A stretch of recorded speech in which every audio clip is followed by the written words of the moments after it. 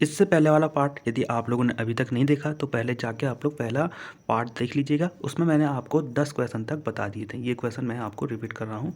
ये सारे क्वेश्चन मैंने उस वीडियो में बता दिए हैं। यदि आपको वो वीडियो देखनी है तो इससे पहले जस्ट वीडियो है, फर्स्ट पार्ट है, वो देख लीजिएगा। चलिए नेक्स्ट क्वेश्चन है 11वां। What type of irrigation method does this diagram represent. अब देखिए यहाँ पे जो ये डायग्राम देख रखा है ये क्या रिप्रेजेंट करता है, कौन सा इरिगेशन मेथड को रिप्रेजेंट कर रहा है ये।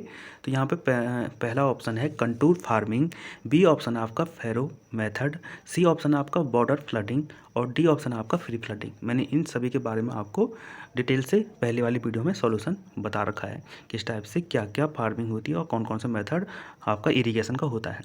देखिए यहाँ पे मैं आपको बता दूं, जैसे हमारे घर गांव में सीढ़ी नुमा खेत होते हैं तो कौन से फार्मिंग का उदाहरण होते हैं, वो होती है कंटूर फार्मिंग का। देखिए यहाँ पे लिखा हुआ है मैंने, contour farming use in hilly area with steep slope. देखिए कंटूर फार्मिंग हमारा हिली एरिया में यूज की जाती है और वो स्टीप स्लोप जहाँ पे होता है वहाँ पे कंटूर फार्मिंग यूज की जाती है। क्योंकि देखिए जो बॉर्डर दार की लाइन है इनकी कंटूर सेम एलिवेशन होगा इन सभी का।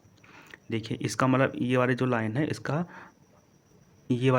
इसका एक एलिवेशन होगा और ये वाली जो लाइन है या जो बाउंड्री दे रही है इसका अलग अलग, इस पूरी लाइन का एक होगा, इस पूरी लाइन का एक होगा, इस पूरी लाइन का एक होगा और इस पूरी लाइन का एक एलिवेशन होंगे। तो इसलिए ये कंटूर फार्मिंग का उदाहरण है और ये कंटूर फार्मिंग दिखाई गई है इस डायग्राम में। तो ये क्वेश्चन आ सकता है क्योंकि उत्तराखंड से रिलेटेड पेपर है आप लोगों का।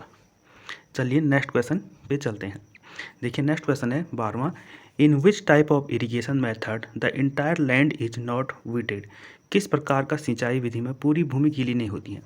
देखिए यहाँ पे ए ऑप्शन आपका फैरो मेथड, बी ऑप्शन आपका फ्री फ्लडिंग, सी ऑप्शन आपका कंटूर फार्मिंग और डी ऑप्शन आपका बेसिन फ्लडिंग। तो मैंने आपको बताया था जो फैरो इरिगेशन होता है उसमें क्या होता है, जो फैरोज हमारे लिए बनाए जाते हैं।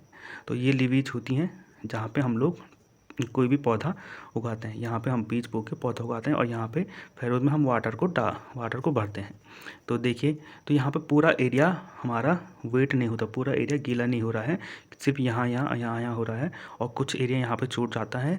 तो लैंड एरिया 1/2 to 1/5 एरिया जो है नॉट वीटेड होता है इसमें। तो इसका सही आंसर हो जाएगा आपका option number A pharaoh method में। तो चलिए नेक्स्ट क्वेश्चन पे चलते हैं। 13वां क्वेश्चन है द इरिगेशन इंजीनियरिंग में बी डिफाइंड एज। सिंचाई इंजीनियरिंग को कैसे डिफाइन किया जाता है।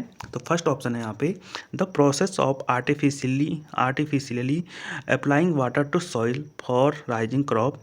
बी ऑप्शन है is science of planning and designing an efficient and economical irrigation system. C option है आपका the engineering of controlling and harnessing the various natural sources of water by the construction of dam canal and finally distribute the water to the agriculture field. देखिए और D option आपका all of the above. तो यहाँ पे आपको सही answer बताना है कि इरिगेशन इंजीनियरिंग को कैसे डिफाइन करते हैं। देखिए इरिगेशन इंजीनियरिंग क्या है। देखिए इरिगेशन इंजीनियरिंग फसलों को आर्टिफिशियली तौर पर पानी देने की जो कला और विज्ञान है उसको हम लोग इरिगेशन इंजीनियरिंग कहते हैं। जो आर्ट और साइंस का यूज किया जाता है आर्टिफिशियली वाटर देने के लिए किसी भी फसल को आवश्यकता के अनुसार, तो उसको हम लोग इरिगेशन इंजीनियरिंग कहते हैं। तो यहाँ पे पहला ऑप्शन है the process of artificially supplying water to soil for rising crop. तो ये ऑप्शन भी यहाँ पे सही है। देखिए ये साइंस ऑफ प्लानिंग, देखिए मैंने कहा आर्ट और साइंस है किसी भी फसल को पानी देने की आर्टिफिशियली तौर पर, उसको इरिगेशन कहते हैं। तो यहाँ पे साइंस वर्ड भी आ गया है। Science of planning and designing and efficient and economical irrigation system. तो ये ऑप्शन भी सही है, दो ऑप्शन यहाँ पे सही आ रहे हैं। यहाँ पे सी ऑप्शन है the engineering of controlling and harnessing the various natural source of water by construction of dam canal. और देखिए जहाँ पे सिविल इंजीनियरिंग का यूज होता है तो वहाँ पे होता है आपको कंट्रोल, जो इरिगेशन प्रोजेक्ट है उसको कंट्रोल करना, मतलब वाटर को रेगुलेट करना और जो स्ट्रक्चर बनते हैं उसमें स्ट्रक्चर का रख रखाव करना, ये सिविल इंजीनियरिंग के अंतर्गत आता है, हम सिविल अभियंत्रण के अंतर्गत आता है। और जो यहाँ पे किसी भी फसल को कितना पानी देना है वो आता है और वो आता है आपका कृषि अभियंत्रण के अंतर्गत, एग्रीकल्चर इंजीनियरिंग के अंतर्गत आता है। तो यहाँ पे सी ऑप्शन है कि यहाँ पे कंस्ट्रक्शन और डैम कैनाल और इसका कंट्रोलिंग कर रहा है वाटर वोटर का, तो सी ऑप्शन भी सही है। तो इसका सही आंसर हो जाएगा 13वें का हो जाएगा ऑल ऑफ द अबव। यहाँ पे इरिगेशन इंजीनियरिंग की पूरी डेफिनेशन ये फुलफिल कर रहा है। चलिए नेक्स्ट क्वेश्चन पे चलते हैं। नेक्स्ट क्वेश्चन है 14वां, the irrigation is necessary in an area, एक क्षेत्र में सिंचाई आवश्यक है। देखिए ये क्वेश्चन पूछ रहा है irrigation is necessary in an area, कौन से एरिया के लिए इरिगेशन नेसेसरी है। ए ऑप्शन आपको where there is an scanty rainfall, जहाँ पे रेनफॉल कम मात्रा में हो रहा है वहाँ पे। सी ऑप्शन है आपका, बी ऑप्शन है जो इसमें where commercial crop require more water, देखिए जहाँ पे वाटर की आवश्यकता ज़्यादा है वहाँ पे। या जो ऑप्शन नेक्स्ट है where the rainfall is non uniform, तो वहाँ पे आवश्यकता के अनुसार यूनिफॉर्म रेनफॉल नहीं है, तो वहाँ पे हम लोग कहाँ पे हम लोग इरिगेशन नेसेसरी है। तो यहाँ पे डी ऑप्शन है ऑल ऑफ द अबव। तो यहाँ पे सारे ऑप्शन सही हैं। देखिए हमें इरिगेशन की आवश्यकता वहाँ पे पड़ती है जहाँ पे कम वर्षा हो रही हो और जहाँ पे हमें ज़्यादा वाटर की ज़रूरत हो, और यहाँ जहाँ पे इरिगेशन या रेनफॉल बारिश यूनिफॉर्म नियमित मात्रा में नहीं हो रही है, वहाँ पे भी हम लोगों के लिए इरिगेशन की आवश्यकता पड़ती है। तो इसका आंसर हो गया ऑप्शन डी, यहाँ पे राइट आंसर हो गया। चलिए नेक्स्ट क्वेश्चन पे चलते हैं। नेक्स्ट क्वेश्चन है 15वां, the irrigation water is said to be unsatisfactory it is contents, यदि इनमें से शामिल तो सिंचाई के पानी को असंतुलित कहा जाता है। देखिए यहाँ पे ये कहना चाह रहा है कि जो इरिगेशन वाटर को अनसेटिस्फैक्टरी कब कहा जाता है, जब वो क्या कंटेन करता है। तो इसमें देखिए पहला ऑप्शन है यहाँ पे केमिकल टॉक्सिक टू प्लांट और to person using plant as food. देखिए बी ऑप्शन आपका chemical which react with the soil to produce unsatisfactory moisture characteristic, और सी ऑप्शन आपका बैक्टीरिया इंजरियस टू पर्सन और animal eating plants irrigate with water. देखिए यहाँ पे वो कहना चाह रहा है कि इरिगेशन वाटर को अनसेटिस्फैक्टरी कब कहा जाता है, यदि वो कंटेन कर रहा है। तो यहाँ पे ऑल ऑफ द ऑप्शन सही हो जाएगा। यदि सेटिस्फैक्ट्री यदि हम इरिगेशन वाटर को अनसेटिस्फैक्ट्री कब कहेंगे, जब केमिकल टॉक्सिक प्लांट कर रहा होगा, केमिकल टॉक्सिक प्लांट भी वो कर रहा होगा वहाँ पे। Chemical with react with soil, या कोई केमिकल सॉइल के साथ रिएक्ट कर रहा है और वो उसके मॉइस्चर करेक्टरिस्टिक को अनसेटिस्फैक्ट्री कर रहा है। बैक्टीरिया इंजेक्ट टू पर्सन, देखिए कोई बैक्टीरिया और कोई पर्सन पे बैक्टीरिया का कोई अटैक वगैरह हो रहा है, तो उस टाइम भी हम वाटर को रिजेक्ट कर लेते हैं, तो अनसेटिस्फैक्ट्री होता है वो वाटर। तो यहाँ पे all of the above question सही हो जाएगा। यहाँ पे ऑप्शन होगा आपको ऑप्शन डी राइट हो जाएगा। नेक्स्ट क्वेश्चन है 16वां, sandy soil with good drainage become impermeable after prolonged use if it is irrigate a water containing sodium. देखिए हम लोग एक अच्छी निकासी वाली रेतीली मिट्टी में लंबे समय तक उपयोग के बाद अभेद हो जाती है यदि उसमें सोडियम की मात्रा कितनी हो। देखिए वो कोई सैंडी सॉइल है विद गुड ड्रेनेज कंडीशन में, तो वो इम्परमेबल कब हो जाती है, मतलब इम्परमेबल मतलब उसकी परमेबिलिटी कम कब हो जाती है, यदि सोडियम उसमें कितनी परसेंट से ज़्यादा हो। तो यहाँ पे इसका सही आंसर हो जाएगा ऑप्शन डी। यदि इसका सही आंसर हो जाएगा ऑप्शन डी, यदि 85% से ज़्यादा सोडियम कंटेंट होता है तो वो पाइप वगैरह को ब्लॉकेज कर देता है। तो इस कारण से यहाँ पे इसका आंसर हो जाएगा ऑप्शन डी।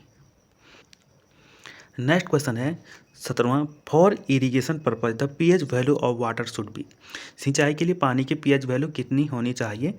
तो इसका सही आंसर आपका है, पहले मैं सभी आंसर आपको बता देता हूँ, बिटवीन 3 to 6 या 3 से 6 के बीच होना चाहिए, या 6 से 8.5 के बीच होना चाहिए पीएच वैल्यू, या 8.5 से 11 के बीच, या 11 से ज़्यादा होना चाहिए। तो इसका सही आंसर आपका ऑप्शन सी बिटवीन, यहाँ पे इसका सही आंसर आपका ऑप्शन बी है, आपका 6 to 8.5 होना चाहिए पीएच वैल्यू, जो हम इरीगेशन पर्पज़ के लिए जो भी वाटर यूज़ कर रहे हैं। चलिए नेक्स्ट क्वेश्चन पे चलते हैं। यहाँ पे 18वां क्वेश्चन है, which of the salt present in water is harmful for cultivation purpose. देखिए पानी में मौजूदा लवण में कौन सा खेती के उद्देश्यों के लिए हानिकारक है। देखिए इनमें से कौन सा लवण होगा जो सॉल्ट परसेंट होगा, जो कल्टीवेशन पर्पज़ के लिए वाटर हमारा हानिकारक होता है। ए ऑप्शन है आपका सोडियम कार्बोनेट, बी ऑप्शन है आपका पोटेशियम सल्फेट, सी ऑप्शन है आपका कैल्शियम सल्फेट और डी ऑप्शन है नन ऑफ दीज। तो इसका सही आंसर हो जाएगा आपका option D, none of these. इनमें से कोई भी ए बी सी में से कोई भी जो लवण है या जो भी सॉल्ट है वो हानिकारक है ही नहीं कल्टीवेशन पर्पज़ के लिए वाटर में। तो इसका सही आंसर हो जाएगा आपका option D, none of these. Next question पे चलते हैं। नेक्स्ट क्वेश्चन है When an oven-dried sample of soil is kept open in the atmosphere, it absorbs some water. This water is known as। देखिए कोई oven dry sample है, यदि मतलब कोई सूखी मृदा है, वो उसको यदि हम लोग एटमॉस्फेयर पे रख दें तो कुछ वातावरण से कुछ वाटर मॉलिक्यूल्स अपने अंदर ऑब्जर्व कर लेती है। यदि वो तो उस वाटर को क्या कहते हैं? ऑप्शन ए आपका कैपिलरी वाटर, बी ऑप्शन है ग्रेविटेशनल वाटर, सी ऑप्शन है आपका हाइग्रोस्कोपिक वाटर और डी ऑप्शन है ऑल ऑफ दीज। तो इसका सही आंसर हो जाएगा आपका, यदि कोई मॉइस्चर से कोई भी सॉइल वाटर लेती है तो उसको कहते हैं हम लोग हाइग्रोस्कोपिक वाटर कहते हैं। कोई भी मॉइस्चर से यदि कोई एटमॉस्फेयर से कोई भी मॉइस्चर एब्जॉर्ब करती है तो उसको कहते हैं हम लोग हाइग्रोस्कोपिक वाटर। कैपिलरी वाटर कोई भी सॉइल सरफेस टेंशन के थ्रू लेती है तो उसको कैपिलरी वाटर कहते हैं। कैपिलरी वाटर है पौधे की ग्रोथ के लिए भी इम्पोर्टेंट होता है। ग्रेविटेशनल वाटर ये होता है कोई भी सॉइल में जो ग्रेविटीज़ के थ्रू अपने आप नीचे निकल जाता है तो उसको ग्रेविटेशनल वाटर कहते हैं। तो यहाँ पे इसका सही आंसर हो जाएगा ऑप्शन सी, हाइग्रोस्कोपिक वाटर यहाँ पे सही आंसर है। चलिए नेक्स्ट क्वेश्चन पे चलते हैं और आज का ये लास्ट क्वेश्चन है। यदि आपने अभी तक वीडियो को लाइक नहीं किया तो लाइक कर लीजिएगा और चैनल को सब्सक्राइब कर लीजिएगा। अब देखिए लास्ट क्वेश्चन है, a part of water which exist in the porous space of the soil by molecular attraction is. जल का वह भाग जो मृदा के रंध्र स्थान में आणविक आकर्षण द्वारा विद्यमान होता है तो उसको क्या कहते हैं? वह वाटर क्या कहलाता है? देखिए ए ऑप्शन आपका कैपिलरी वाटर, बी ऑप्शन आपका ग्रेविटेशनल वाटर और सी ऑप्शन आपका हाइग्रोस्कोपिक वाटर और डी ऑप्शन है आपका ऑल ऑफ द अबव। इसका आंसर, यदि आपने यहाँ तक वीडियो देखी है तो इसका आंसर 20 में का आप लोग कमेंट करके बताना। यदि आप लोग हमें व्हाट्सएप पे भी फॉलो कर सकते हैं, व्हाट्सएप ग्रुप में आप लोग जुड़ सकते हैं, टेलीग्राम चैनल पे भी आप लोग जुड़ सकते हैं और यूट्यूब पे तो आप लोग जुड़ेंगे ही। तो यदि आपको कोई भी क्वेश्चन में डाउट है तो आप लोग वो कमेंट कर सकते हैं और जो 20 क्वेश्चन है आज का लास्ट क्वेश्चन, इसका आप लोग कमेंट करके आंसर बताइए यदि आपने यहाँ तक वीडियो देखी है तो। देखिए मैं आपको बता दूँ, इरिगेशन का जो फर्स्ट चैप्टर है इंट्रोडक्शन और टाइप्स ऑफ सॉइल के टाइप्स ऑफ इरिगेशन वाटर से रिलेटेड जो भी क्वेश्चन आपके बनेंगे, इससे एक्स्ट्रा कोई भी क्वेश्चन आपका बनने वाला नहीं है। तो ये जो 20 क्वेश्चन है आपको कराए हैं चैप्टर, मैं बोल रहा हूँ introduction of irrigation, types of irrigation से और मेथड ऑफ इरिगेशन से और इरिगेशन वाटर से रिलेटेड जो भी क्वेश्चन बनेंगे 20 क्वेश्चन बहुत इंपॉर्टेंट है। तो आई होप आपको वीडियो पसंद आई होगी। यदि वीडियो पसंद आई तो वीडियो को लाइक कीजिएगा और चैनल को सब्सक्राइब कर लीजिएगा। Thank you everyone, thank you so much.